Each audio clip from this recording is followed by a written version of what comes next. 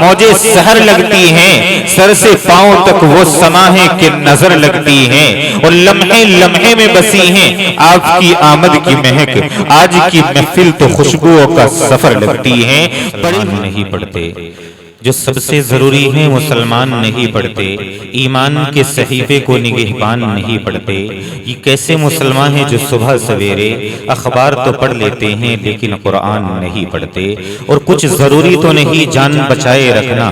کچھ ضروری تو نہیں جان بچائے رکھنا،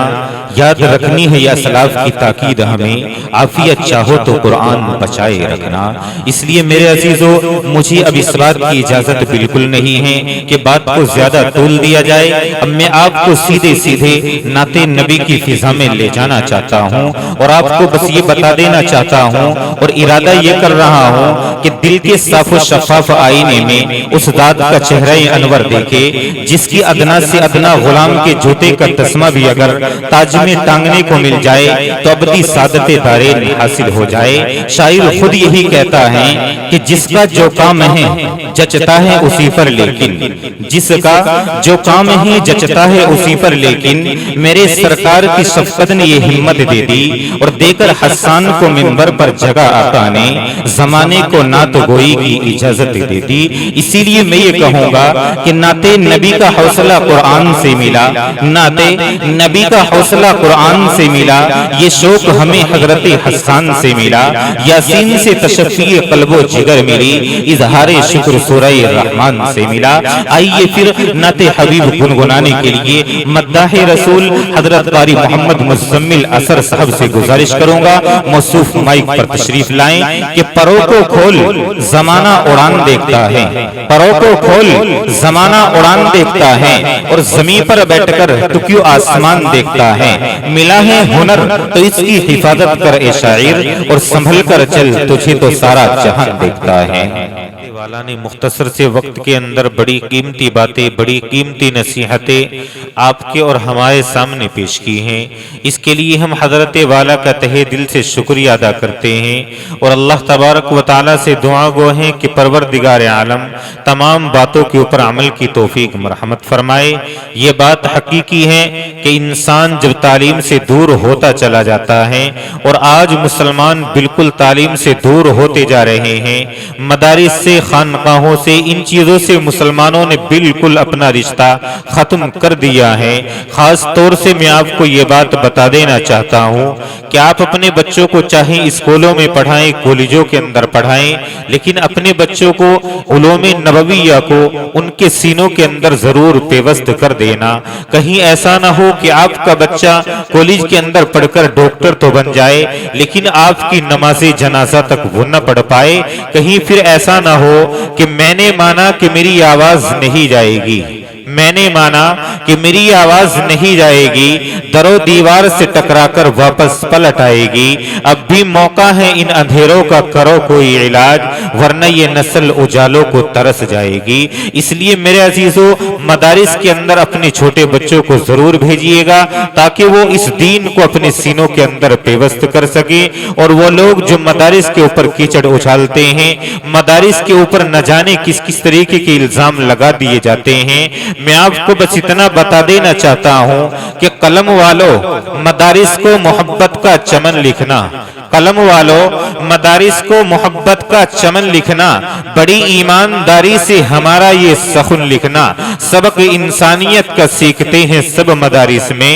مدارس کے ہر ایک دشمن کو غدار وطن لکھنا۔ اور کبھی یاجوج لکھتا ہے، کبھی ماجوج لکھتا ہے، کبھی یاجوج لکھتا ہے، کبھی ماجوج لکھتا ہے، وہ خود کو اس شہر کا معبود لکھتا ہے، اسے کہہ دو کہ ہم ذرہ امن کی تبلیغ کرتے ہیں، وہ پاگل مدرسوں کی مٹی کو ہی بارود لکھتا ہے۔ اس لیے میرے عزیزو، ان مدارس کے اندر کیا پڑھایا جاتا ہے، کیا چیز ان کے سینوں کے اندر بھری جاتی ہے، وہ تمام چیزیں آپ کے سامنے موجود ہیں کہ قرآن کریم کی تعلیم یہاں دی جاتی ہے۔ خیر، میں چاہتا ہوں کہ ایک مرتبہ پھر آپ حضرات کو نعت نبی کی فضا میں لے کر کے چلوں، لیکن آپ حضرات جانے کا ماحول بالکل نہ بنائیں۔ اب آپ کا یہ پروگرام بالکل ایک نئے میدان کی طرف بہت جلد رواں دواں آپ کو ہوتا ہوا نظر آئے گا۔ میری آپ سے گزارش یہی ہے کہ آپ جم کر کے بیٹھے رہیں، آئیے پھر نعت حبیب گنگنانے کے لیے ایک ہونہار شاعر کو پیش کر دینا بلا کسی تاخیر کے آپ کے سامنے آپ سے روبرو ابھی نبی پاک علیہ السلام کا ایک دیوانہ آپ حضرات کے سامنے اپنے شمع رسالت کا پروانہ ہونے کی شہادت دے رہا تھا اور جھوم جھوم کر آقائے نامدار محمد عربی صلی اللہ علیہ وسلم کی شان مبارکہ میں نعتیہ کلام پڑھ رہا تھا۔ گویا یوں محسوس ہو رہا تھا کہ زبان سے یہ کہنا چاہتا ہے کہ لکھتا رہوں میں نعت رسول کی، لکھتا رہوں میں نعت رسول کی، خواہش نہیں ہے اب کسی شے کے حصول کی۔ آقائے نامدار کی سیرت تو دیکھو، خود دشمنوں نے ان کی صداقت قبول کی، اور خدا کے ڈر سے پلکوں کو بھگونا بھی ضروری ہے، خدا کے ڈر سے پلکوں کو بھگونا بھی ضروری ہے، گناہوں پر دل نادم کو رونا بھی ضروری ہے، اور زبان سے عشق احمد کے فقط دعوے نہیں چلتے، حقیقت میں نبی سے عشق ہونا بھی ضروری ہے۔ آپ حضرات یقیناً بہت اچھا سن رہے ہیں، لیکن ایک تھوڑی سی کمی یہ محسوس ہو رہی ہے۔ اتنے خوبصورت مصرے آپ حضرات کے سامنے پیش کیے گئے، لیکن نہ تو آپ کی زبان ہل رہی ہے اور نہ ہی آپ کے ہاتھ ہل رہے ہیں۔ تھوڑا سا ہاتھ ہوا میں لہرا کر کے بولیے گا نعرہ تکبیر۔ ابھی بہت سارے حضرات ہیں جو سردی محسوس کر رہے ہیں۔ الحمدللہ یہ کیسا ماحول بن گیا ہے کہ یہاں اتنی زیادہ سردی آپ کو محسوس شاید نہیں ہو رہی ہوگی۔ تھوڑا سا ہاتھ اپنی چادر میں سے نکالیے گا اور دوبارہ پھر بولیے گا نعرہ تکبیر۔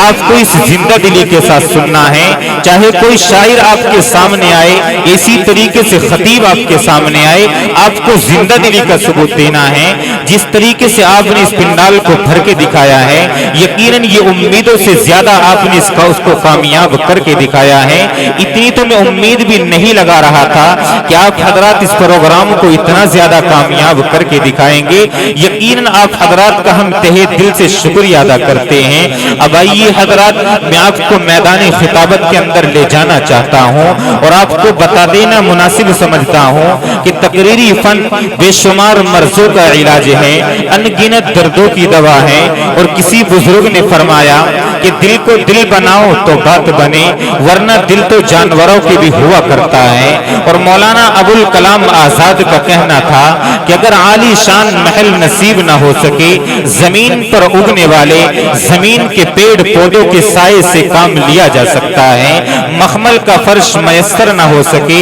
زمین کے پیڑ پودوں کو بطور فرش استعمال کیا جا سکتا ہے۔ اسی کے ساتھ ساتھ اگر آپ کو بجلی کی روشنی میسر نہ ہو سکے، آسمان کے قندیلوں سے کام لیا جا سکتا ہے،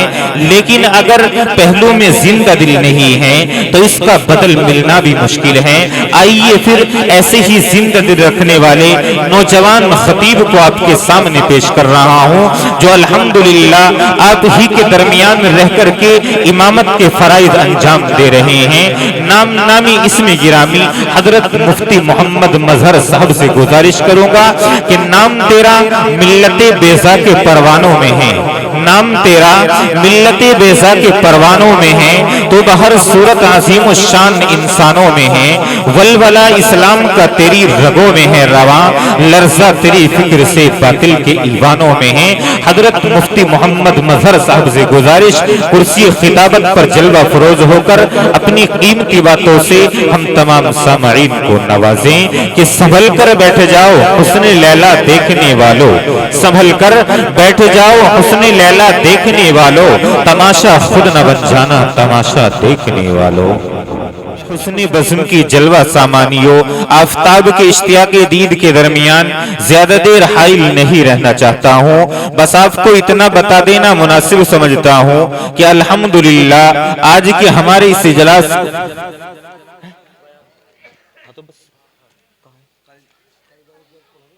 نعت کرانی کیا تو وہی تو کر رہا ہوں، وہی کر رہا ہوں، بس آپ کو اتنا بتا دینا مناسب سمجھتا ہوں کہ الحمدللہ ہمارے اس اجلاس کو کامیاب بنانے کے لیے ایسی ایسی روشن ہستیاں جلوہ فروز ہیں جن کی زیارت عبادت ہیں، جن کے فرمودات و ارشادات خیر و فلاح اور برکت و سعادت ہیں، جن کا راستہ راہ سنت ہیں، جن کا مقصد صرف اور صرف دین خداوندی کی خدمت ہے۔ تو لیجئے انہی میں سے ایک عظیم شخصیت کو آپ حضرات کے سامنے پیش کر رہا ہوں۔ نام نامی اسم گرامی